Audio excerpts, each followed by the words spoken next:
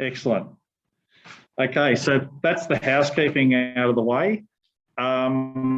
We've got two guests here today. The first is Nat Buckley, who most of you know. Nat is the Director of Member Services at Wanda, and she's going to talk about member services today. And then we also have Harriet Smith. Wave, Harriet. Harriet is one of the Bronze Medallion SRC trainers, and Harriet's going to help out with the breakout sessions when we start doing some of the more practical stuff. Okay, so if everybody's ready to go, please keep your cameras on, stay on mute. If you have something to say, come off mute and say something. I'm going to hand you over to Gerard, who's probably just going to hand you straight over to Nat. So I'm going to hand you straight to Nat, and Nat's going to talk about member welfare. So, hey guys, yeah, I know all of you and I think you all pretty much know me. I am Director of Member Services at Wanda, and I'm also what's called an MPIO for Wanda. So basically member welfare is really important because it's basically making sure that we think that you guys are looked after, well and supported by the club. So I suppose the main things that we want you to know is that you do have support. We will always have somebody here to talk to you. If somebody, you know, makes you feel in any way uncomfortable, or you feel like there's a dispute or something's just not going right, then we've got lots of people that you can talk to. You know, you guys are used to your age managers. Obviously I'm here whenever you want me to talk to you. We also have a junior captain who's always around and ready to talk to you, and that's Mr. Ben Sutton. If we can just, is Ben there? So yeah, Ben is our junior captain, and so part of his role is also being accessible to you guys. So if you need somebody to talk to, we're always around for you guys. You can come to us and talk about anything. It's confidential. We won't pass on any information unless you ask us to. So yeah, always feel like you can come and talk to us if you need to. Obviously now that you guys get your SRC, you're going to start patrolling, and sometimes things happen on patrol that can be, you know, upsetting or even a bit confronting to see. So we just need you guys to know that not only within our club, but at a branch level, we have counsellors and support. So if anybody feels like they just need to talk to somebody, we can organise that for you. It's always there, that support for you. Basically anything that you think, if you feel like something's not going right or you just need that bit of extra help, come to us and we will help you out no matter what. There's also the fact that you guys are going to be surf lifesavers, and all members of Wanda basically sign up to what's a code of conduct. So we basically say that, you know, on a basic level, we're going to be kind to people, and you can get access to that code of conduct on the branch website, but it basically means that you guys are going to be nice people, basically. So yeah, that's all I really needed to say to you guys, is just to remember that there's always somebody here at the club who you can talk to, and yeah, we're always there for you guys if you need anything. So yeah, have a good evening, everyone. Thanks, Nat. Okay, I'll throw you guys back to Gerard. Aurora's just joined. Hey, Aurora. And I also saw Miss Saba join as well. Thanks, guys. If you've just joined, please put your camera on so we can see your bright, shining faces, because we'll also use that when we're doing some of the more interactive components. Okay, thanks, guys. Righto, so just checking my microphone first. So I'm good. And everybody put a hand up if you can hear Gerard clearly. Check 1, 2. So do we hear Gerard speaking now? Check 1, 2, hand up if you can hear Gerard now. Ellie, can you hear? Thank you. Thanks, Miller. Okay. So we're good. Well, welcome once again. This is our third Zoom session coming live to you from Wanda Surf Club. massive surf out there just over yonder. And Ben, our fearless club captain, has been out in it today, but just between you and me, apparently it was a lot smaller than it is now. I don't think he'd last in that surf as it is now. It's big. So Wanda, in fact, any beach can at times change. Sometimes it's safe and pleasant, like a tropical island. Other times it's really rough. Lucky we're here as lifesavers to help people when it's rough. Okay.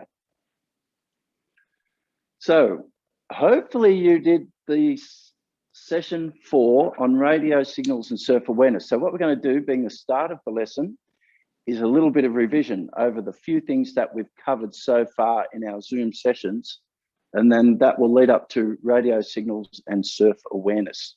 So I hope they did session number 4, Denny. We want everyone to have done it. Can everybody put their hand up that they've done the online components and they've been reading the manual? Please. Otis. Those hands aren't going up quick enough.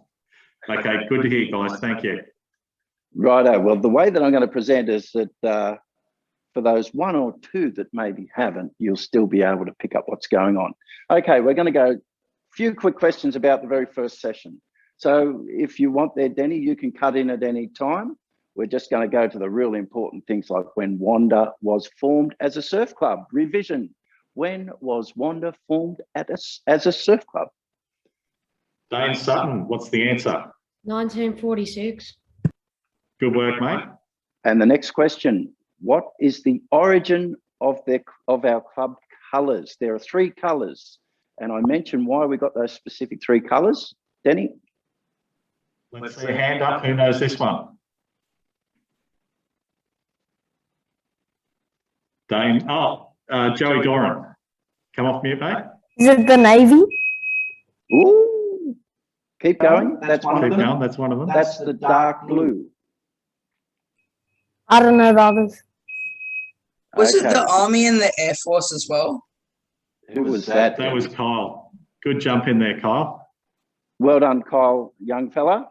The 3 armed services. So just think of our defence forces, Army, Navy and Air Force. And that's what the 3 colours reflect, because our founders just came out of World War II, and that was the year that it ended. And so once they got back home, they were so keen to get back into our great way of life here, they started a surf club. So that's why it's 1946. Okay, mental health. Nat just gave us a wonderful talk about mental health. And so you probably should have no problems answering this. It's quite simple. Just as we say, if you're not sure how to do something on patrol, you ask someone. So if there's something that makes you feel a bit uncomfortable, then you speak to someone.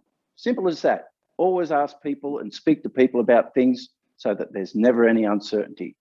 So what we're looking for are 3 people that you can talk to. Righto, Denny? So because the Lester's got his top full, I'm going to ask him, who's the first person you talk to in the surf club, mate? I don't know, like anyone. Too much information. Narrow it down, mate. We want to identify some people in the club. If you want to patrol, who's the first person you could go to speak to? In my age group, or Yeah, sure. probably Dane. Okay. He's a friend. So you can go to a friend. What about an adult type person? An adult. Maybe try Probably someone new. Dad. Your age manager, Good answer. Who was that? Alice. What Good about work, like your Alice. patrol captain?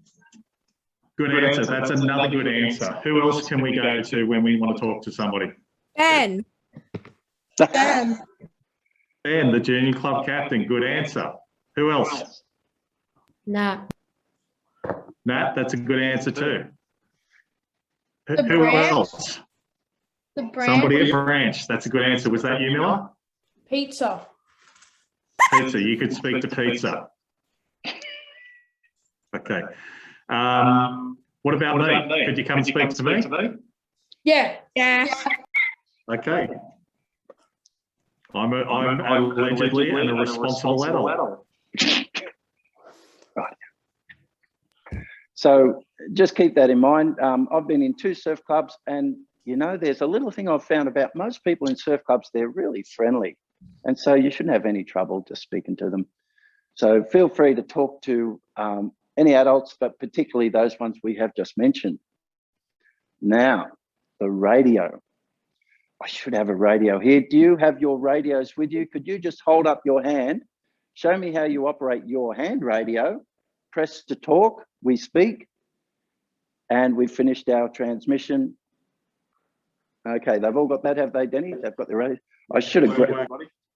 You probably know what they look like, those little black things with the antenna on them. So here's the next question. Denny, when using the radio, do you use people's names or call signs? Pick someone for that. So Olivia, what's a call sign we could use on the radio? That wasn't the question. We use people's signs and not names. Thank you, Olivia. Thanks for listening to the question a little bit more. I'm being cheeky then. I'm having a go. Yes, we use call signs. Now, Denny, we're up to where you were at. What are the full call signs that you typically use on a patrol? Zoe, Zoe, right at me. What's a call sign you could use on patrol? Um, We went through it last week. What are some of the positions on the beach that you might do if you're on a patrol? Start with the word Wanda. Wanda roving north. Oh, very Excellent. good. And Wanda roving South. Good work. Okay, another one. Who's the main first and keep things in order? Pick another one, Denny. Sarah Buckley. Wanda patrol. Well done. Okay. There are 2 main others. One can be out in the water if you launch it. There's a clue. So it is Wanda. Who would that be? ORB. Well done. And what's that place that's sort of behind the beach, just up in the Tower. dune? The tower. Tower. Right, well done. So these are the typical 4 call signs, and we get them on which channel. This is something I haven't covered. So if you did the self-paced learning, you'll know which channel I'm talking about. Pick someone, 2. Denny. Channel. Channel 2. Channel 2. Well done. Channel 2. There are other channels on the radio, but typically you use channel 2 because that's how you speak to your patrol captain. And you'll find that channel 2 is used by all the surf clubs here in Bait Bay. So you will therefore hear not just Wanda's transmissions, you'll hear Allura's and North Cronulla's and Cronulla's, you'll hear Gary and the Parks. Sometimes you even catch a little bit of the eastern suburb speeches. So everyone can hear what you say, and that's why we use special sort of talk like pro words. Okay, some of the pro words, I'll just briefly mention them. After we start our conversation, we say over, and then we release the button. If we've finished our entire conversation with the person, we say over and out. If we want to say yes, we say affirmative. If we want to say no, we say negative. Another pro word, we sometimes say again. We don't use the word repeat. I can't think of any more at the moment, unless Denny can, we'll move on. Another pro word. You do use them on patrol, do you, Denny? I do try to. So affirmative and negative, did we cover those already? We've got affirmative, negative. Okay. I might use a direction, north or south, which describes where the person is on the beach in relation to where I am. Roger. Which means? Understood. And Wilco means? And I will comply. Ah, you're sharp tonight there, Denny. Well done. So, they can see you feeding me the answers. So there's 2 more, Roger, Wilco. Now, we sometimes use them because they say a lot in a little space, and we try to keep the transmission short as we can. There's a lot of things that can interfere with the transmission, so we keep it short where we can. Okay, 4 call signs. Oh, the 4 Ps. The 4 Ps. These were in the self-paced learning. I wonder, we had them up here and there were 2 pictures of the beach. Let me see if I can remember. 2 pictures of the beach. There was a picture of, what was the other P? There was a girl in the water, and the other P was what we did in response. So who can tell me the Ps? I've just given you a bit of a clue, the pictures of the water and the beach. The Jump in, girl and the- Isla. Position, person, and I'm not really sure what the other 2 are. Problem and progress. Oh, good work. Who was that? Alice? Yeah. Excellent. Well done. We might even write these down because we'll be coming back to them later. I'll use a different colour texter because we're very professional here at Wanda. In fact, I'll use these in a moment when we do our first exercise. Position, what was that second one? I always forget.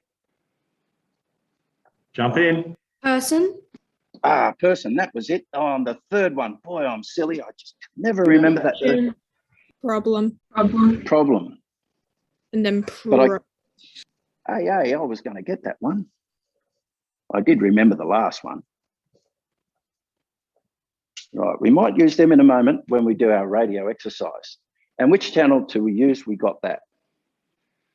Okay, now, because we're doing Zoom, this is what the slide normally says, but some of these things we can't do as yet. So let's look into our crystal ball and have a bit of a look at the sort of things that we will be doing. If all things go well and we can get back into the club, then this is what you'll start to do. A beach induction. We'll start having a look at the beach. We'll show you some of the signs and we'll start looking at the features in the water. We'll talk a bit more about them soon. Surf skills. It's not just about getting in there, flying into the water and flying back out with someone you've just saved. You might have to take a breather and float or tread water. Run, swim, run. Well, we can't do that via Zoom, but you'll be doing it. Does anyone remember the distances while we're on the topic? 100 by 2 by 2 by 100. Oh, somebody said 2 by 2 by 2. I'm sorry, that's the bronze. So Is it's it 1 by 100. 1 by 1? That's it, 100 by 100 by 100. So it's 100 meters a sand run. We start measuring the wet side of the run, swim, run by the time you get into waist deep water.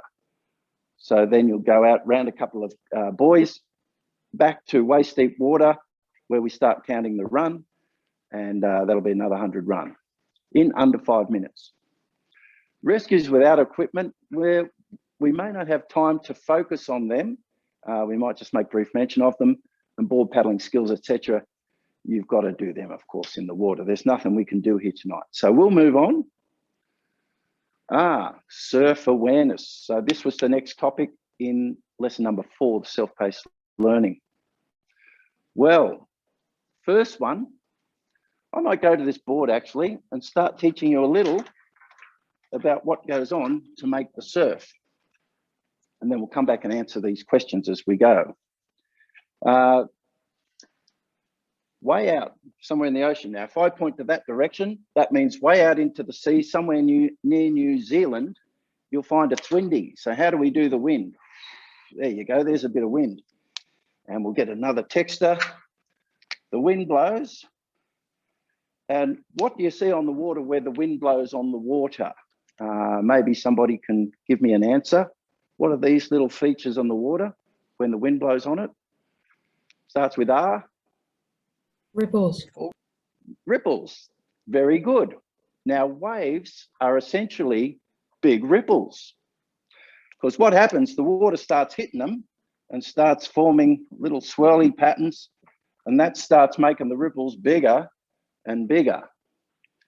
But you need hundreds of kilometers of wind hitting the water before it's going to start having this effect. So if you have, and you probably know this, the reefs out there, we have a break on the reefs out there. And so when the waves break on the reef, they've lost all their energy and there's no waves at the beach because they've been blocked by the reef. So all their energy is gone. But where there are no things blocking the way, the waves can come in hundreds of kilometers off the sea and break on the sand. And I can see that's certainly happening today. Now, how does it work? Well, I'll give you a bit of a way of thinking about it. Whoop, imagine underwater, there's pictures of circles, and that this energy rolls around under the water. Let's do another one.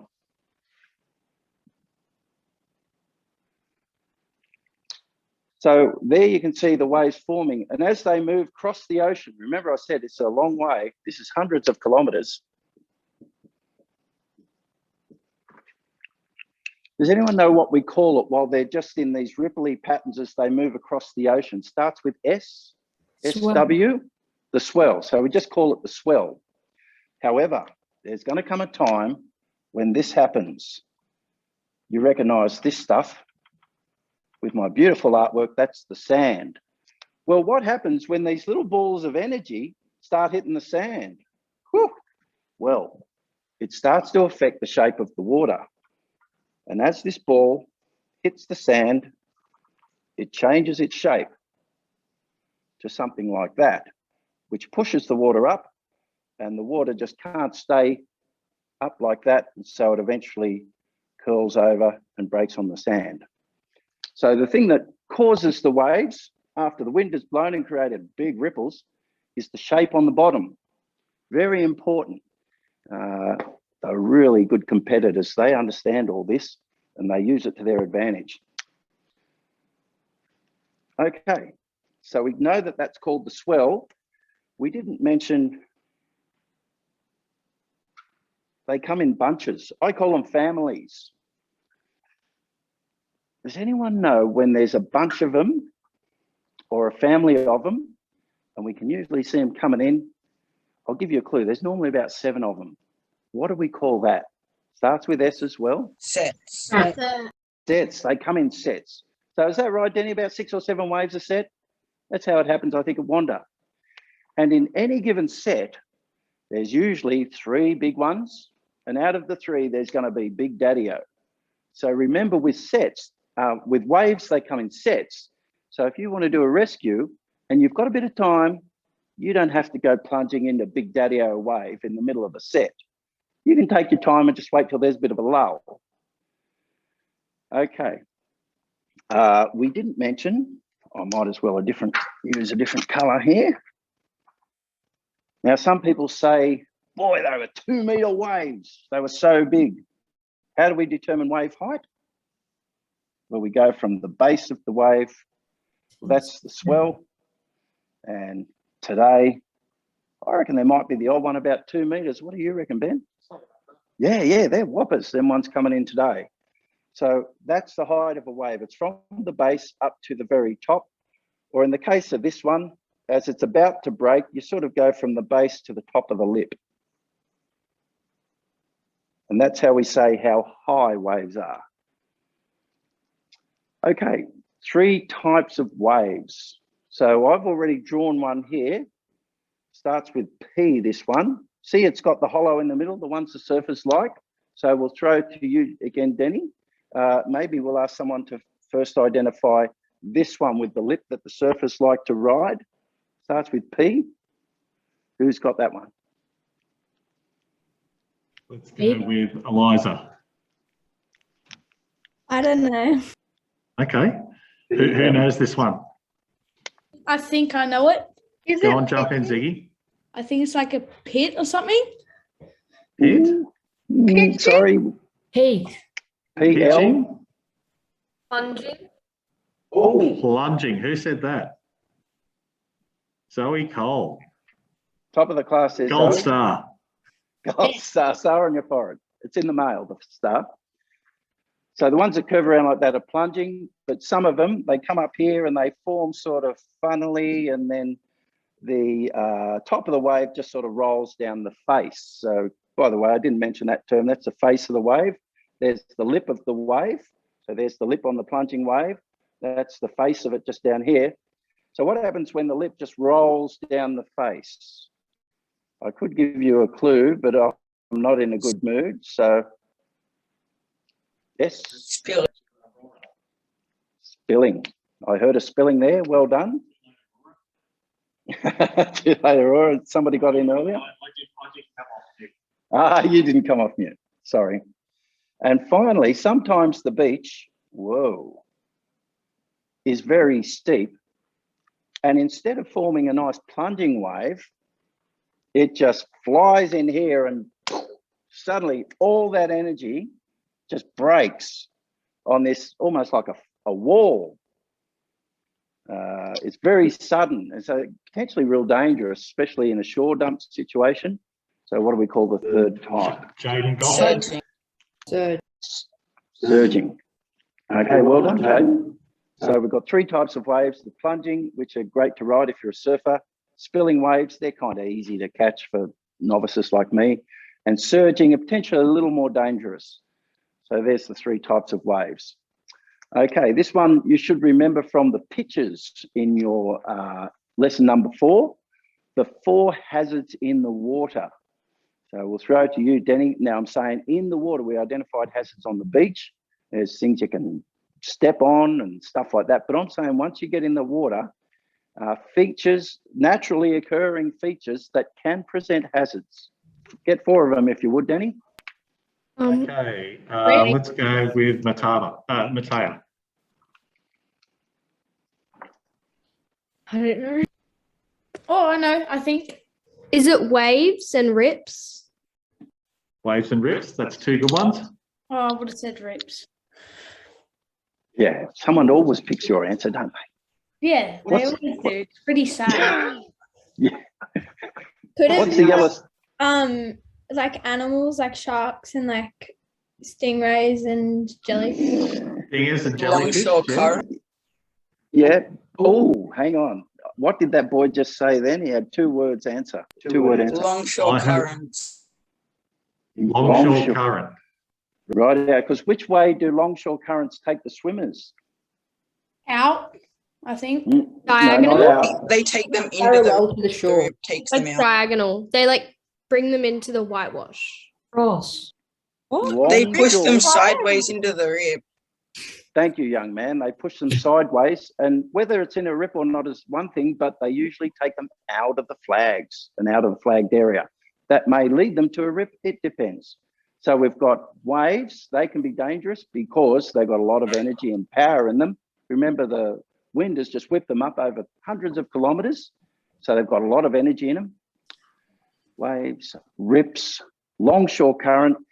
And remember I spoke about the features at the bottom. Sometimes, Sand. you know, yeah, but what is it when sometimes something sticks up and you didn't expect that to be there?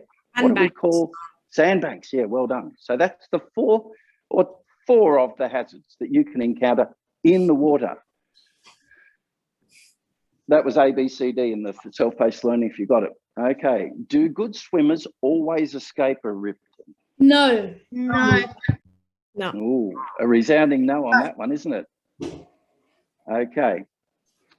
Good swimmers, sometimes they're not thinking, because you don't need to be a very great swimmer to get out of a rip. What was that? Now, let's go back to our patrol drawing. Whoops. And we'll just imagine that we've got, you probably recognize this from the other day. I'm going to draw a rip. You know that they go out like this. Just a current of water going out like this. Oh, there's a good close-up from Ben.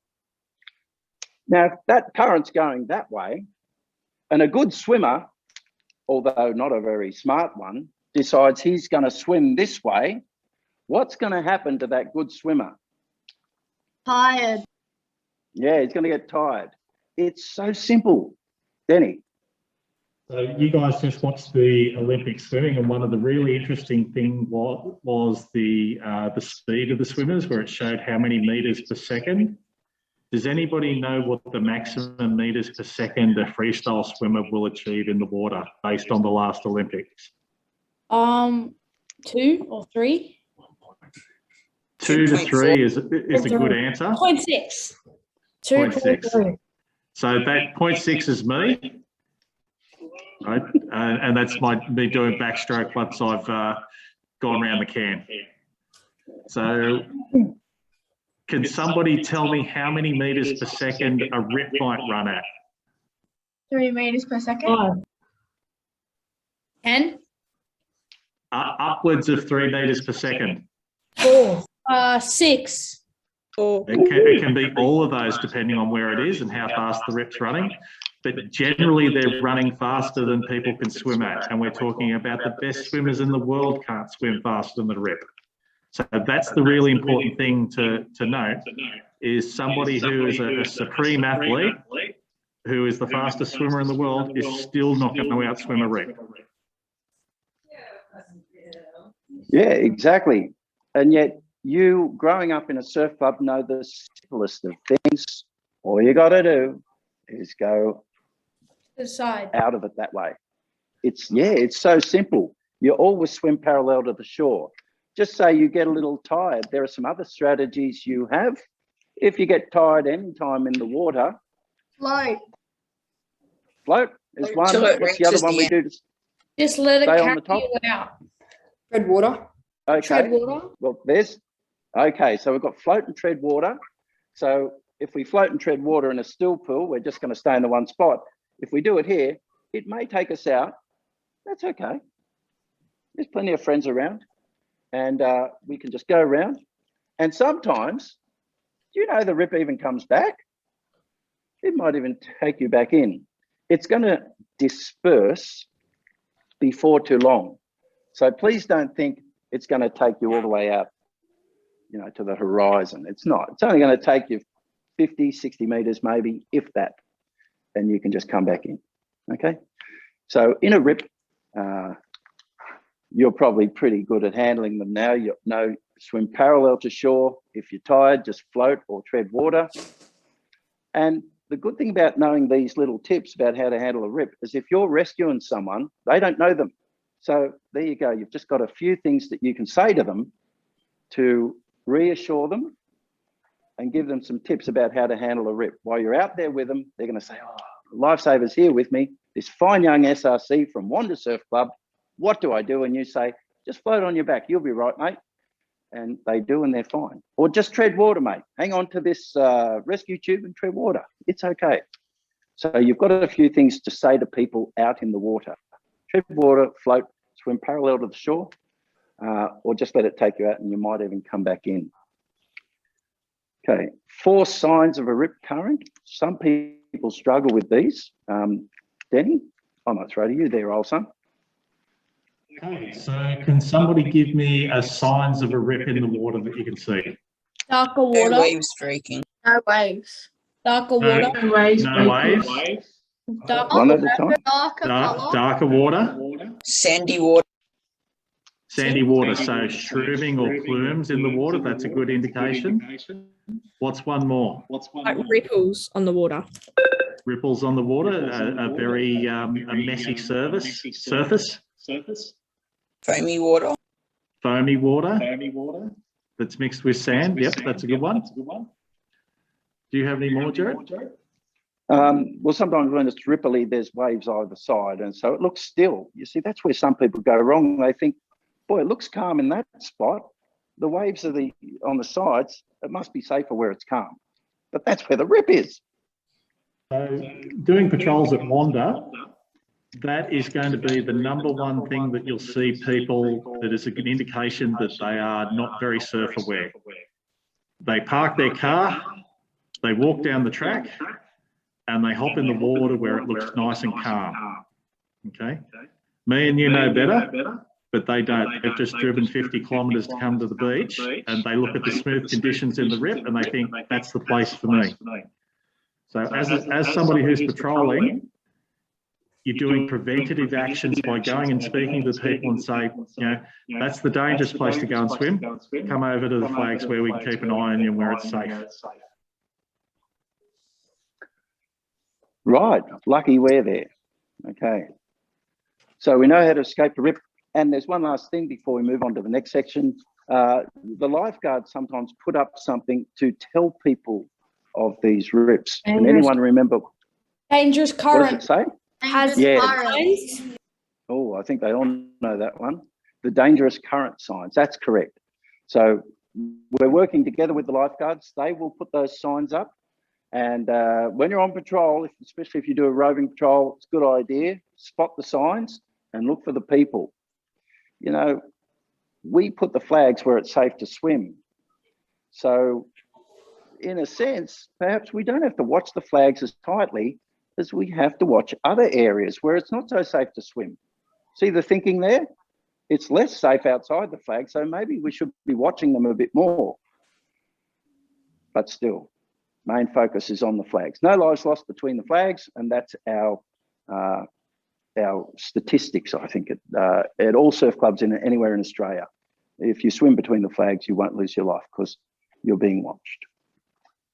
Okay, time to do some signals. Oh, I don't know if I should. Did you catch that? You've got to remember 8 of them. Here you go. 1, 2, 3, 4, 5, 6, 7.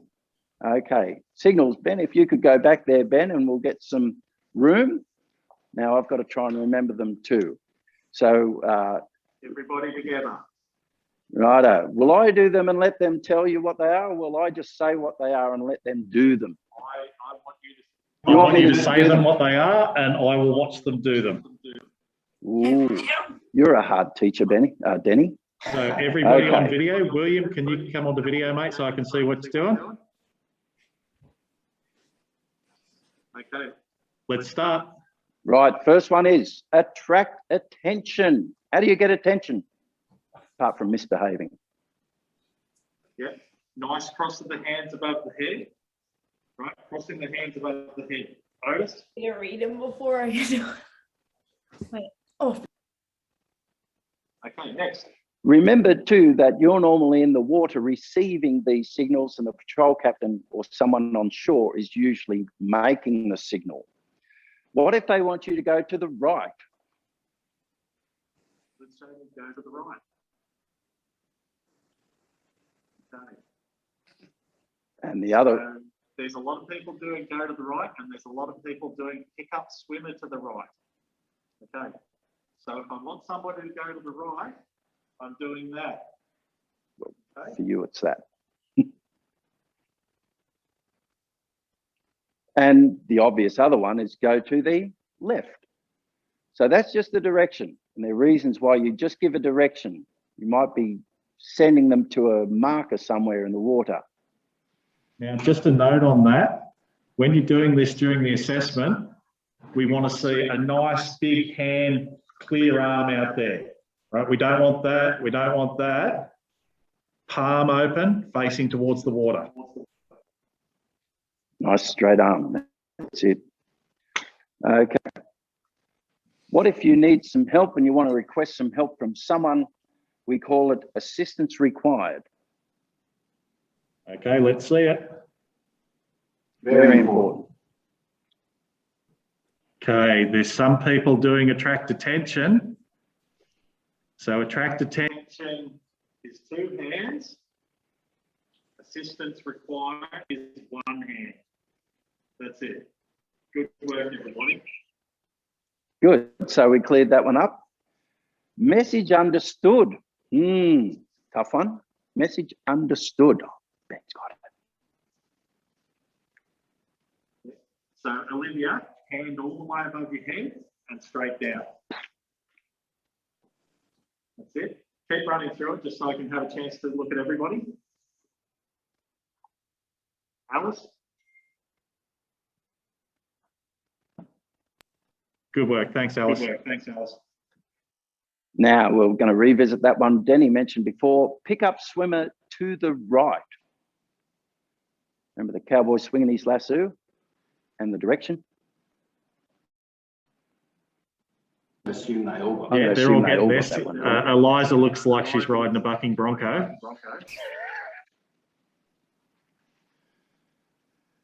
Good work, everybody. And the obvious other one, pick up swimmer to the left. Okay, yeah, Zoe, yeah, it's not a wave, it's a swing. That's it. It's a circular motion. Good work. Good. So we've done directions left and right, but I didn't do the other 2 directions. One of them is to send you further out to sea, and the other one is to bring you closer to shore. Righto, let's try return to shore.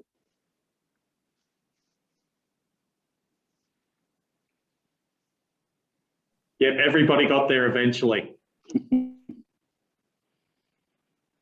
They're looking good. And it's a similar one. Proceed further out to sea. Yeah, good work, everybody. I like to sort of remember this one is go further out to sea is pushing people out, and return to shore is sort of one hand come back here. That's the way I remember it. And the last directional signal, if you don't know where to send them, well, you just hold your arms up. And that means Remain the question of Stationary. Good work, Imogen. it's good. So I've turned that around and I've posed the question to you. So well done. So remember, you won't respond, although in the assessment, you will have to know what the signals are. But when you're on patrol, you'll actually be performing some movement out there. You don't do the signal, it's your captain does it to you. You may use the signal if you spot someone in the water. Maybe one of your mates has gone for a swim while they're on patrol. They'll have their cap on, and you see just near them, there's somebody in trouble. Well, you can use the signals from shore to direct your mates in the water to the person that needs help. And so that's one reason why they're good. What if the radio wasn't working? What might we use to get some messages across? What do we use? Signals. Signals. Well done. Yeah. I've got a back thing there if the radio's not working. I forgot the butterfly signal. So we have hand signals. What other options do we have for signals? Pick up buoy. No, I'm not looking for signals. There's another part of our patrol equipment that we might use to convey signals. Radio. We know what? Radio. The buggy. The buggy. The IRB. IRB. Flags. Who said flags? Miller. Miller. Jaden, you may have said flags, but you're on mute, mate. I said it about 10 times. Well, you're on mute, mate. We didn't hear you. I said flags. Okay, good work, everyone. Everyone said flags, of course. Right, those big flags, yes, they are in there. You should use them maybe now and then, but you just hang on to them and do the signals as you do. Right, I forgot the butterfly one. I'm going to let somebody guess this one. I'm doing it. Pick up buoy. Give me a name soon, Denny. Or just boys. Who got that then? Buoys. They all got it. I'm not sure. There was a lot of responses there, and they were all the right answers, which is good to hear. Just buoys. Or whatever. Buoys. Who's the American in the group? Call them buoys. They're boys. Diggy, have you been talking to Cooper and Dalton? Because that's what they call them. No, Zach Ethron lives across from my fence. That's probably why. Okay, if you're in the water, sometimes the same signal in the water can mean something different. So will we give them the easy way of doing it now? I'll do the signal and they'll give the answer. Yeah, we'll give the easy way. Okay, remember now, I'm in the water. I'm on a board. I'll cover up the picture so you can't see. And I put my hands up like this with two hands, and I make this signal to someone that's on the shore while I'm on the shore. Emergency evacuation alarm. I said that first. Righto, we've all gotten on top of this one. We're saying to evacuate the beach. Now, you can see the importance of the signals, but are you just going to do that just for fun and just mucking around? No, because you don't do that when you muck around. It's stupid. I think everyone cut out. I can't hear anyone. Yeah, everyone's like really good. Okay, I think our camera has run out of battery, so we're just going to do a quick change of the camera, and we'll get up and back up and running very quickly. Just give me a couple of minutes, please. Okay. Okay. Okay. I need magic.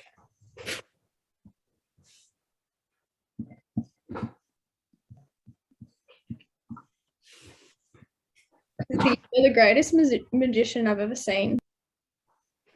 Now you see me? Now you don't. See your thumb. Yeah, Zig, we can still see them. My pointer finger.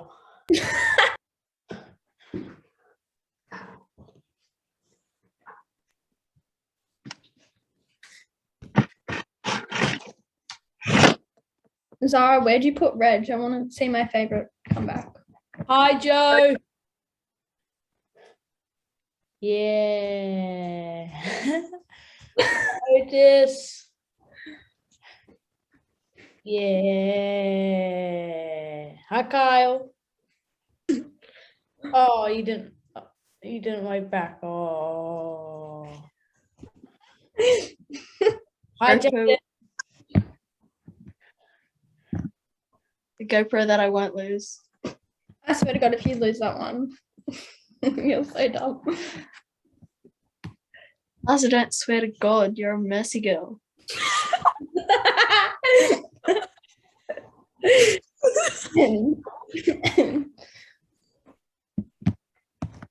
Yeah, I don't think I'll be a mercy girl for much longer. No, just kidding. I'll always be a mercy girl.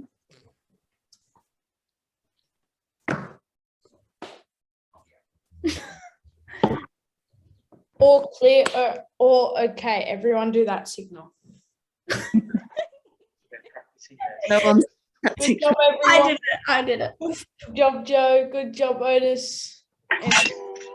Who's running it now? Someone's taken over. Yeah. Ziggy Lester's taken over. Lester. Oh, I need the headphones.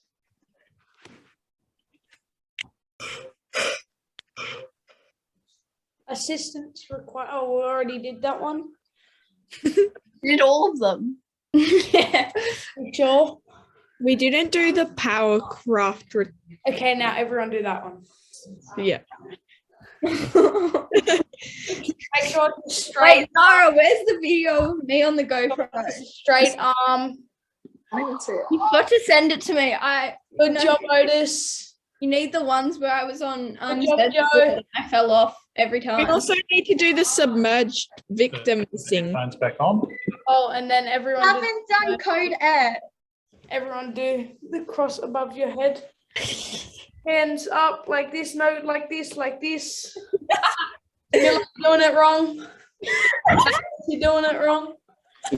Mute them, Denny. They're driving me mad. Okay, can everybody see Gerard again? No. No. No. Yes. Yes. Now I can. I think I just have really bad Wi-Fi. Everyone's really glitchy. Am I glitching?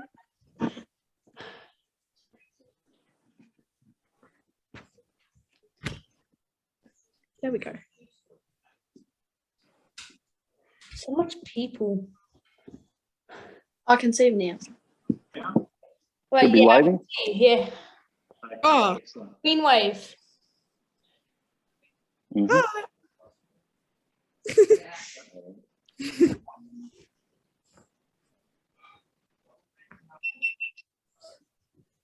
think we're good to go. Okay. I just want to let Gerard know that we're getting close to 7 p.m. Yes. So we want to get on to the Yes. next section. For sure. Sorry, I have gone on a little long with the questions, but you'll know that material very well. So can they hear me, Denny? They can. Yes. Yeah. Righto. Yeah. Okay.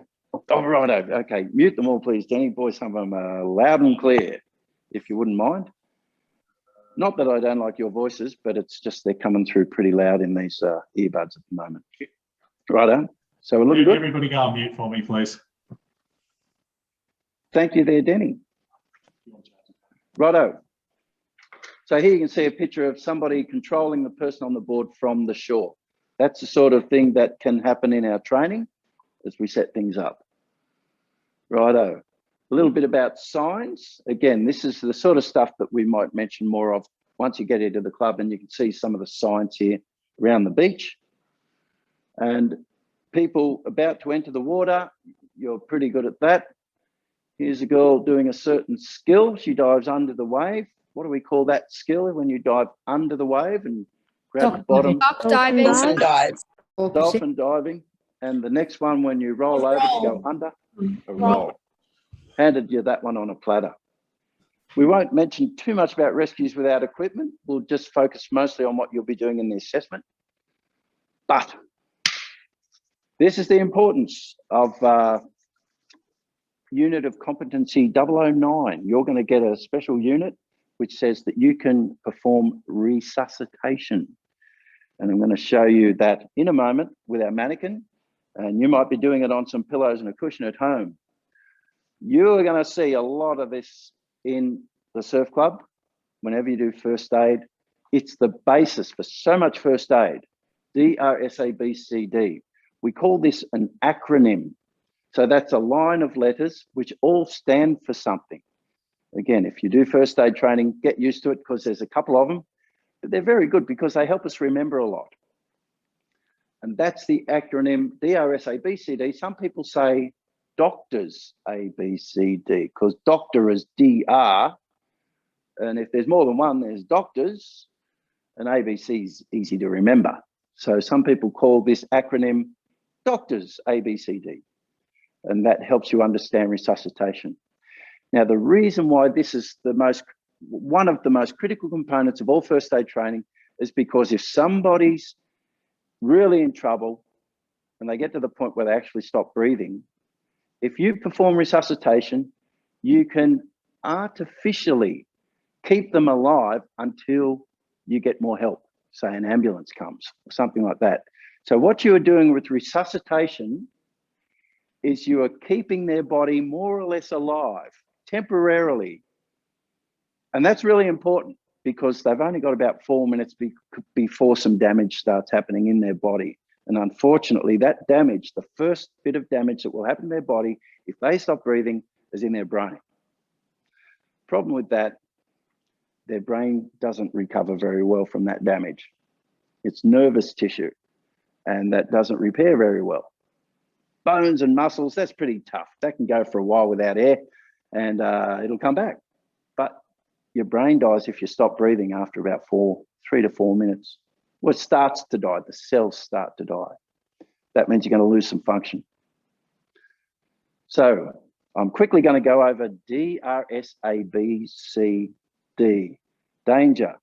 And the way we train you is, if Ben can just pull back a little on that shot, is we train you with these mannequins or these dummies. I don't know, good shot of the dummy there, Ben.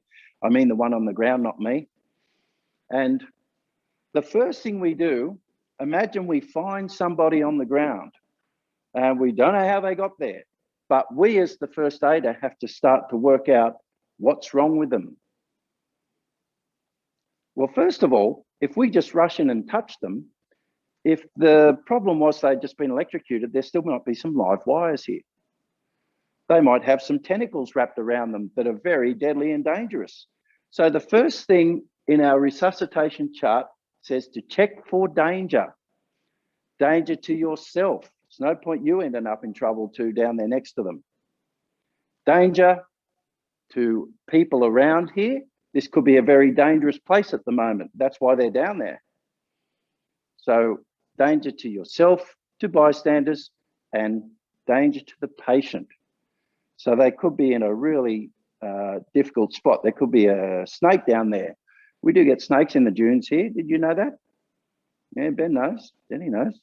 I've seen a snake. Well, I've seen a picture of a snake just out there about 10 meters from where I'm standing at the club. You know, they do get into the dunes. And if there's a snake next to this mannequin, I don't want to go down there. So first of all, if it's safe, then we can start to get closer to the mannequin and look for a response. Well, we've got to try and work out what their condition is. We don't know whether they're breathing properly or not. We don't know what's happened to them. So we use this acronym called COWS. The 4 words are, can you hear me? Which we say to them. Open your eyes. What's your name? And we grab their hands and say, squeeze my hands.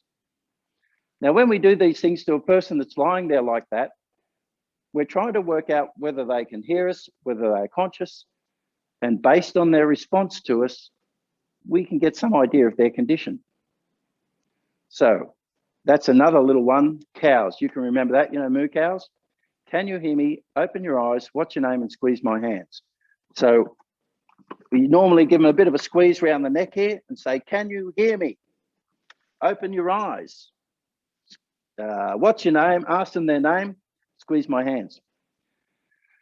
Depending on their response, that will determine what you do next. But if you get no response, well, we're going right down the list now. No response, so we better get some more help because this could be something serious. So S is send for help. Now, when you're on the beach with your roving patrol and your mate there, in your buddies, as you go for a roving patrol, one of you will have a radio. So what do we then tell the patrol? If we're a couple of 100 meters up the beach, what's the sort of, what information does the patrol captain need to know in order to help us? Denny, we've already mentioned 4 somethings earlier in this lesson. You can jump in and tell me what are the 4 things that when we send for help, somebody will want to know. The patient. The 4 Ps. Excellent, good work. Right, so we could say to our patrol captain, Wanda Patrol, this is Wanda Roving North, over. Wanda Roving North, this is Wanda Patrol, go ahead. Wanda Patrol, we have an unresponsive patient. We are 150 meters north of the flags. It's a young male, and we have just checked for their response, and there is no response. I've already said that, sorry. But we're about to assess his airway and see if resuscitation is required. Over. Thank you for your report. I'll send some assistance and the oxygen kit. There's a report of send for help. Patrol captain will sort out anything else we need, okay? Airway. Whoa. Got to have a look there to see if he's come out of the surf. There could be something in there blocking it, like seaweed. And we're just having a look to see if there's anything that could potentially be a problem there blocking his airway or her airway. That could be why they're in this situation. We can do it either like this. We may have to open their mouth, or we can do it like this. The good thing about this, and they teach you this at surf clubs, is that if you check it like that and there is water in their mouth or something wrong there, it can easily just empty out. And if there is something in their airway, we can move it out with our finger. So can somebody give me an example of what they might find in the airway that shouldn't be there? Seaweed. Seaweed. Water. Seaweed, good. Water. Sand. Sand, excellent. What else? Thing is, like blue bottles. Blue bottles, that's going to be a bad day. Small fish. Small fish. What about a big fish? Yeah, one this big. Definitely not. What's something else? Vomit. Vomit, yes. So we'll call that carrots and peas. Okay. So with what we're doing now, we're just checking that the airway is clear. So we're looking to see if anything is in there that can obstruct the airway. Now, I did it with a special grip, and we call this the pistol grip. So Ben will get a close view of that one, pistol grip, and this is how we apply it to the patient. Have a look how my finger wraps around the chin, the thumb goes just under the bottom lip, and the 3 fingers are neatly tucked away. Now, that's important because I can assure you, anyone who tries to do this for the first time are going to have fingers resting on the throat. Oh, we just tried to get the airway clear and you want to put fingers on their throat and block it up again? Okay. So everybody, let's try and do that to ourselves. So with our right hand, make the pistol grip and put it up to our mouth.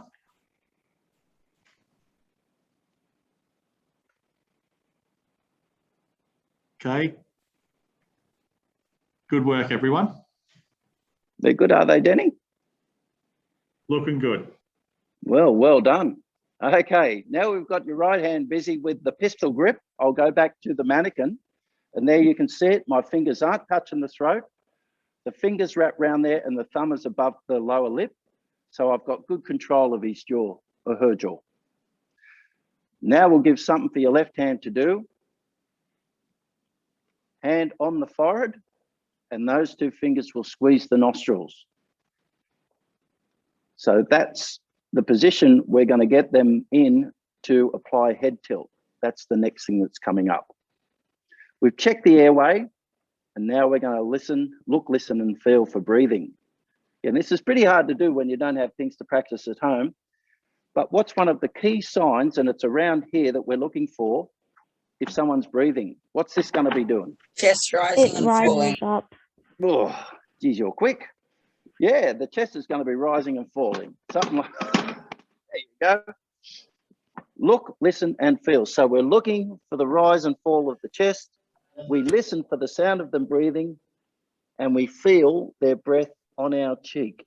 So look, listen, and feel for breathing. What are we up to? A, B. They're not breathing, so we've got to go into CPR. Firstly, in surf life saving, we typically apply 2 rescue breaths. I'll do it how you do it when you get here to the club. You can see I didn't make contact with the mouth. That's a COVID adjustment.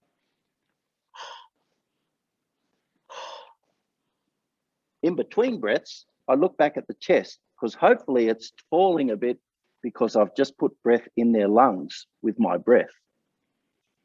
So it's 2 rescue breaths to start off. And then we begin the compressions. You've probably seen loads of these pictures and things like this.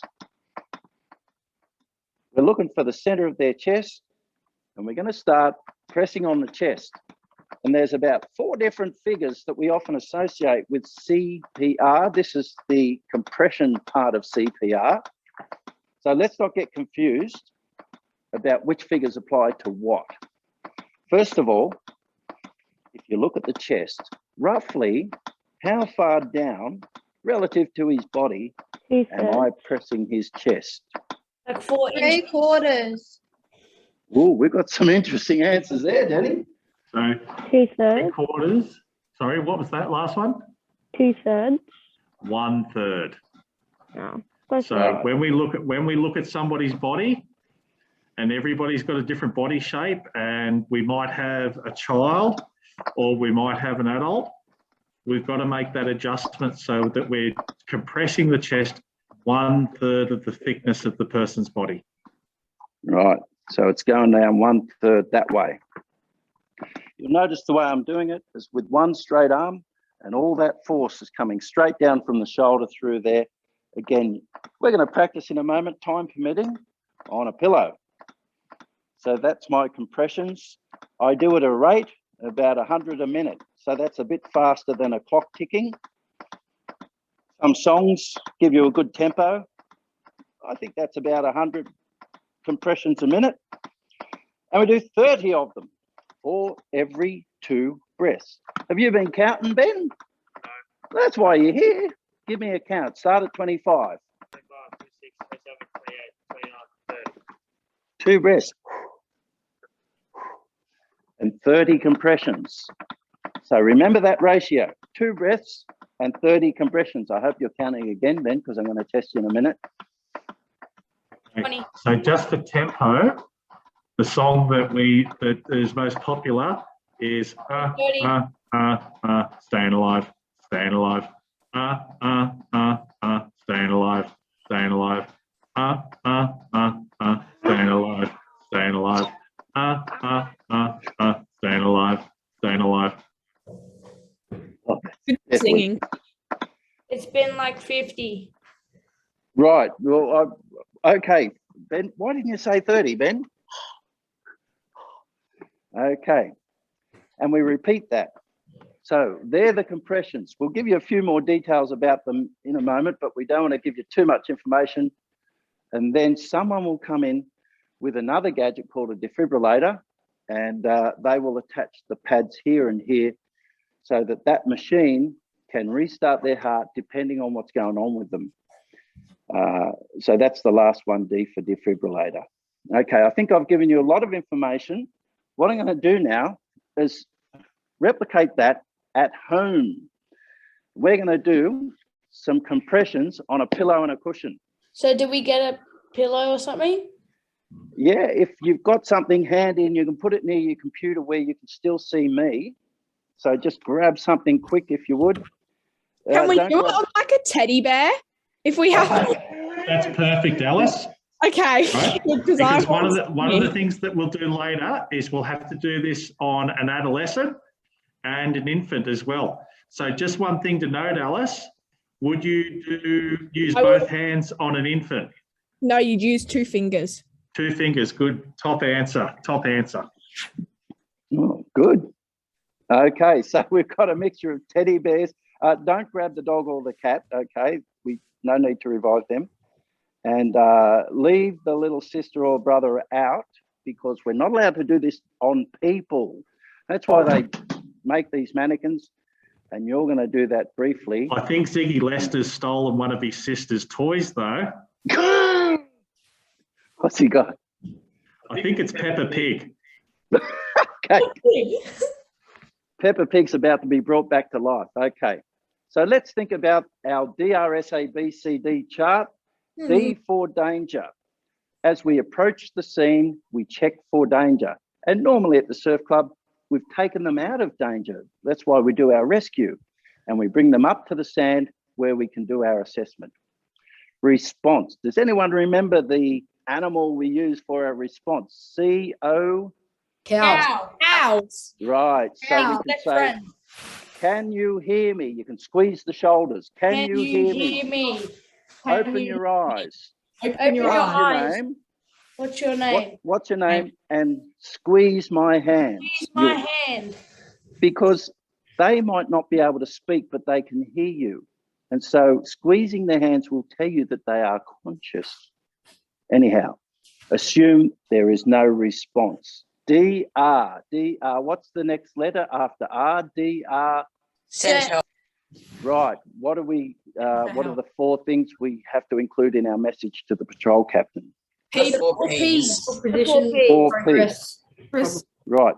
People, position, problem, and progress. I'll just cover that.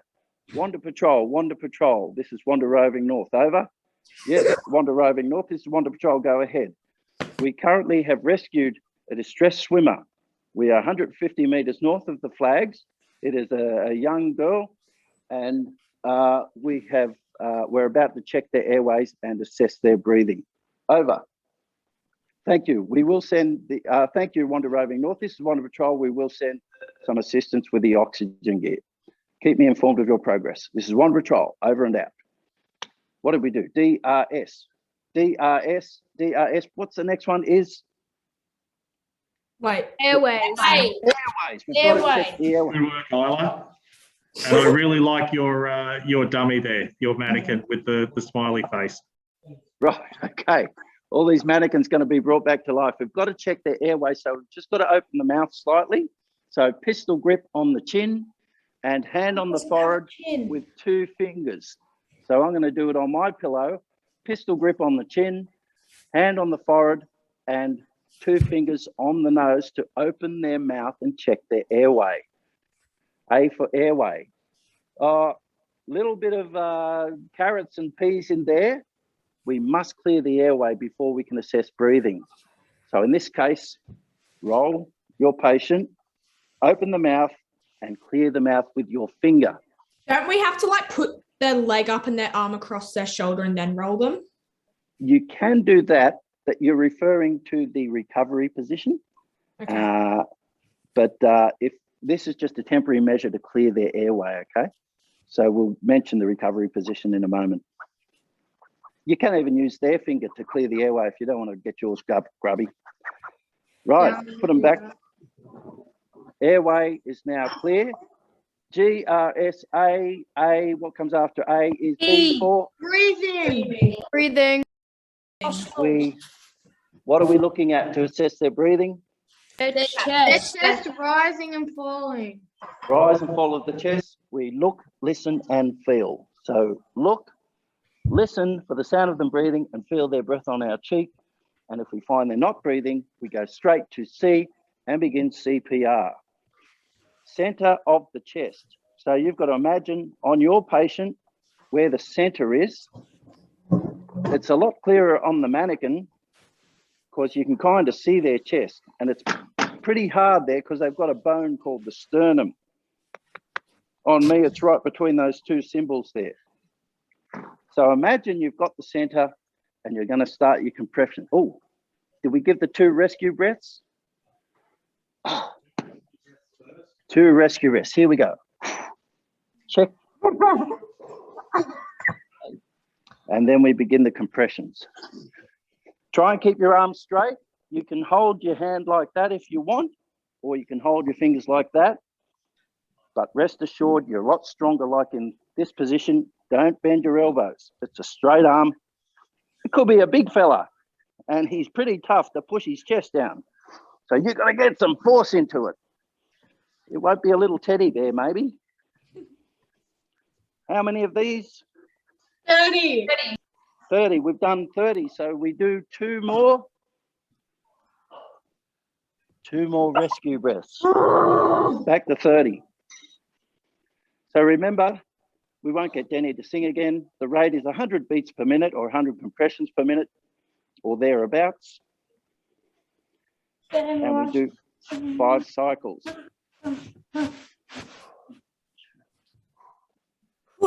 Really good work, everybody. Really good work. They're looking good, are they? Yeah. Okay. Last thing, Good work. we're just going to check the last letter, D, because someone will bring a Defib. Defibrillator. defibrillator or Good defib. answer. And they have to put the 2 pads somewhere where the electric shock will go across their heart. You can even use it. We say it's like the driver's side seat belt. 1 pad there, 1 pad down on the ribs. And if you draw a line between your 2 hands, that's going to go right across his heart inside their body. That's where we want the shock to go. D for defib.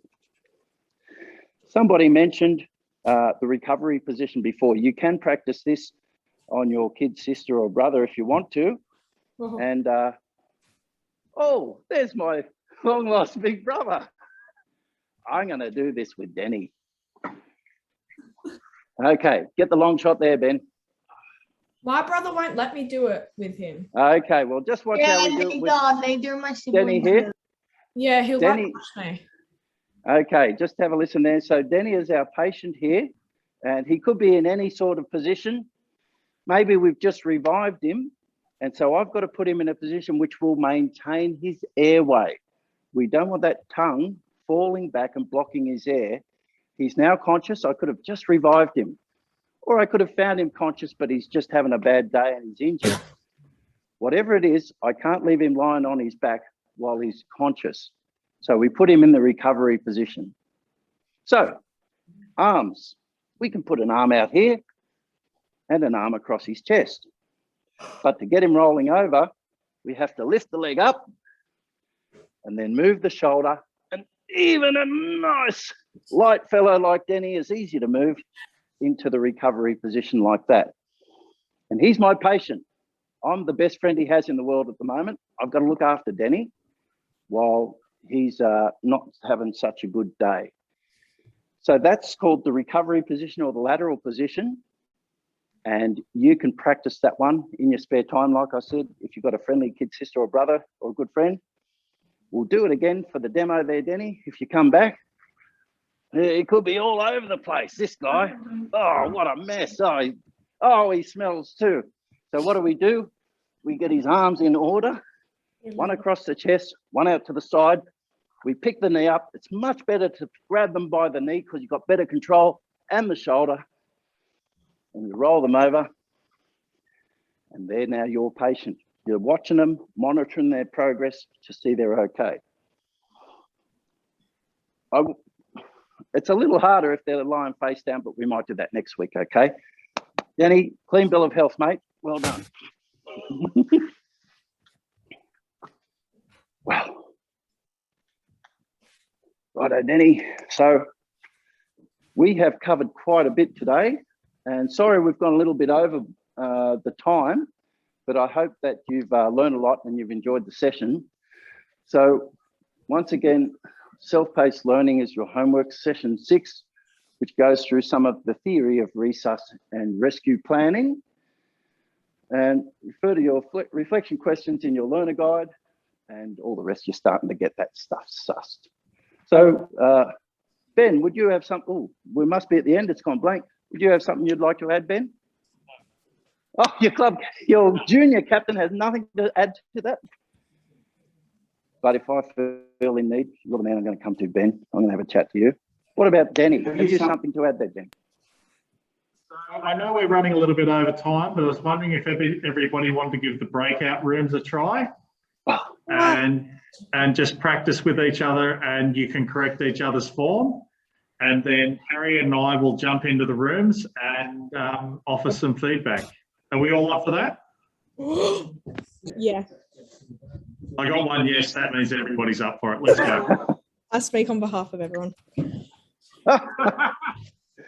In a democracy here in the Super. So, well, Alice is dressed like a Sith Lord tonight, so maybe she's using the old Jedi mind tricks there.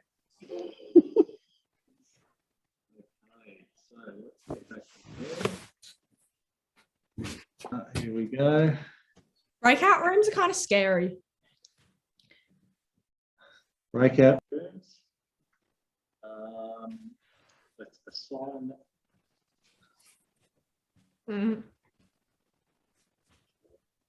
going to create the breakout rooms, and then I've got to find Harriet, and I've got to make Harriet. How do I make Harriet a? I've got to try and make Harriet an admin so she can get into there. I can't help you at all. Sorry. Thanks, Harriet. I'm usually a student. I did read the thing on this earlier, but it doesn't seem to be working. Okay, I'm going to pop you all into the rooms and we'll see how we go. Harriet, you're in the same room as me, so that works. Okay.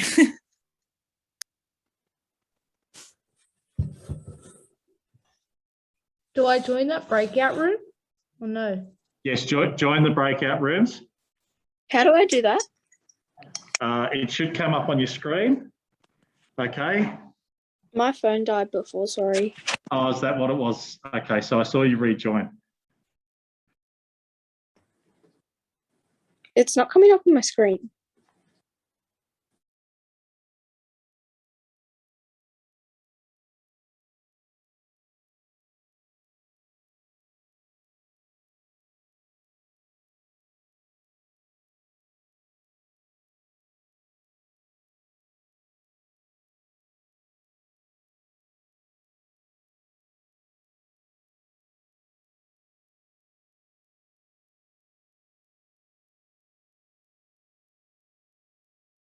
Harriet, can you hear me? No, I'm not sure where Harriet is. Okay. Oh, there's Harriet. How are you, Harriet? I'm good. How are you going? Okay. Do you want to go with Zara right now? And Zara's going to run through her doctor's ABC with you? Yeah, sure. I don't know how to, can you put me in that? I don't know how to. Zara, can you hear me, Zara? Yep. Okay. William, are you there? Okay, I can't hear William. Okay, Harriet and Zara, can you hear each other? Yep. Yep. Okay, you guys run through it and I'll hop into the other rooms on the other computer. Go for it. Okay, sure. Hey, Zara. Hi. How are you going? Good, thank you. That's good.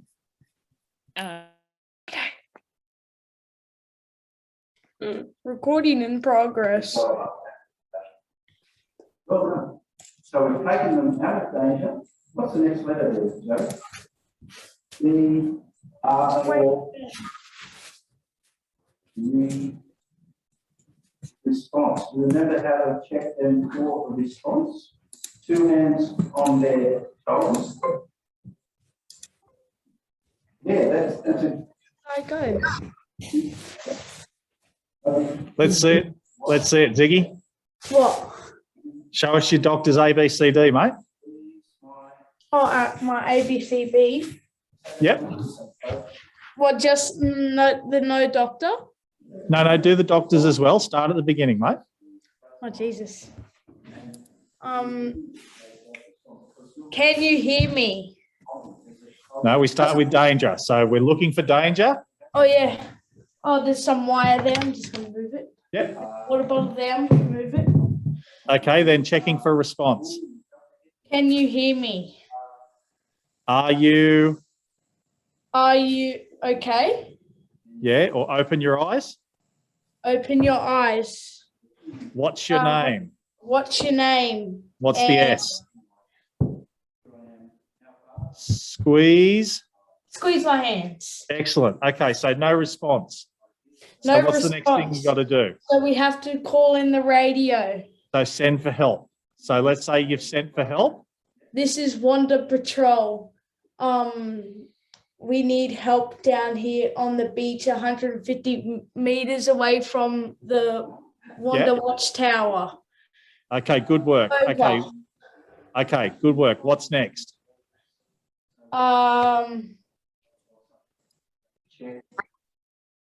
Hey, Jaden, what's going on, mate?